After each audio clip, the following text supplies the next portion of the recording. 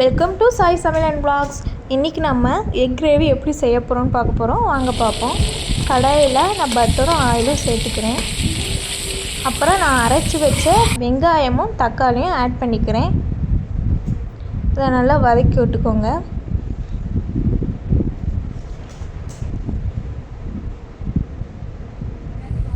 அது நல்லா எண்ணெய் பிரிஞ்சு வந்ததுக்கப்புறம் கொஞ்சோண்டு கறி மசால் பொடி, 1 ஸ்பூன் மல்லிப்பொடி, 2 ஸ்பூன் மட்டன் பொடி சேர்த்துருக்கேன். நல்லா கிளறி விட்டுக்கோங்க. ஆயில் பிரிஞ்சு இந்த ஸ்டேஜ் வந்தோடனே நான் 2 கிளாஸ் தண்ணி சேர்த்துருக்கேன்.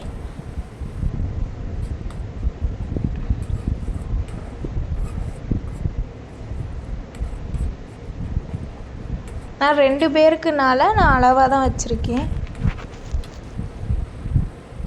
நல்லா கொதிச்சு வந்தோன்னே சால்ட்டு சேர்த்துக்கோங்க.